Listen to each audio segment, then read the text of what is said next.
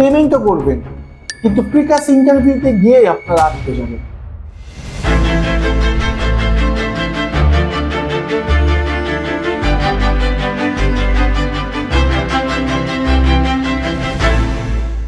ইউকেতে M1 অর্থাৎ medium of instruction দিয়ে আসলেই প্রসেস করা যাচ্ছে। বেশ কিছু ইউনিভার্সিটি কিন্তু ন্যাশনাল ইউনিভার্সিটি এবং 7 কলেজ ঢাকা ইউনিভার্সিটির affiliated university medium of instruction accept করে।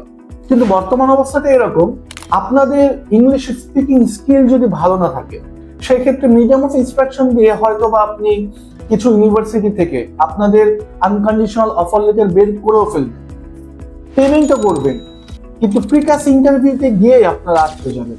কারণ এখন ইউনিভার্সিটির যে প্রিকাস ইন্টারভিউ সেটা খুব কঠিন হচ্ছে।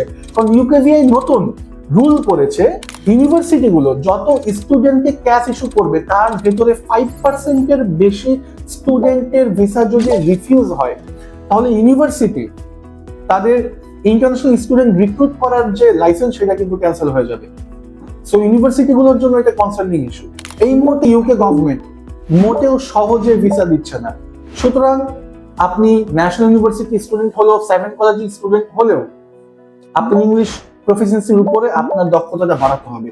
দয়া করে সেদিকে মনোযোগ দিন, আর বাকি রেসপন্সিবিলিটি আমাদের উপরে ছেড়ে দিন। আপনার একাডেমিক ব্যাকগ্রাউন্ড অনুযায়ী যে যে অপশনগুলো আপনাদের জন্য অ্যাভেলেবেল আছে সেইটা অ্যাসেসমেন্ট করার পরে আমি আপনাদেরকে জানাবো, তারপর আপনার ডিসিশন নেবেন, আমরা প্রসিড করব। ক্যারিয়ার সবসময় আপনার সাথে আছে। Thank you so much.